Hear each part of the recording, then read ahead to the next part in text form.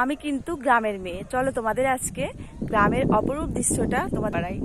যারা শহরে থাকো তারা তো এত সুন্দর অপরূপ দৃশ্য কিন্তু দেখতে পারো না, কারণ তোমরা শহরে থাকা মানুষ, সারাদিন গাড়ি এসব নিয়েই তোমরা দিন কাটাও। তো আমরা গ্রামে কত সুন্দরভাবে কাটাই সেটা তোমাদের দেখানোর চেষ্টা করছি।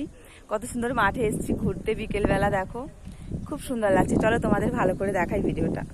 দেখো কত সুন্দর লাগছে জায়গাটা। আমাদের এখানে আমার বাপের বাড়ির যেখানটা ঘর সেখানটায় কিন্তু জায়গাটা খুব সুন্দর, পরিবেশটা ভীষণ সুন্দর, চারপাশে গাছপালা। এখানে ভিডিও করলেই পুরো ভীষণ সুন্দর লাগে ব্যাকগ্রাউন্ডটা। তো দেখো মাঠ এখন খালি হয়ে গেছে ইন্ডোমিনটা রোয়ার জন্য, তলা ফেলিয়েছে লোক। আর আমাদের দেখো রাস্তাটা কত সুন্দর, দেখো যেন মনে হচ্ছে লতাশুলির জঙ্গল।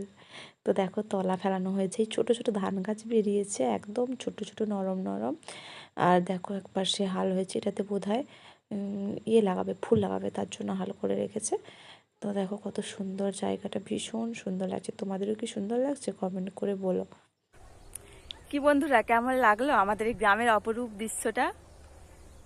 যারা শহরে থাকো, যারা কিন্তু এই অপরূপ অপরূপ দৃশ্যটা কিন্তু মিস করে যাচ্ছ, তারা কিন্তু এইসব জায়গাতে থেকে থাকার মজাটা কি সেটা কিন্তু তোমরা বুঝতে পারছো না। যারা গ্রামে থাকে তারাই জানে যে গ্রামে থাকার মজাটাই আলাদা।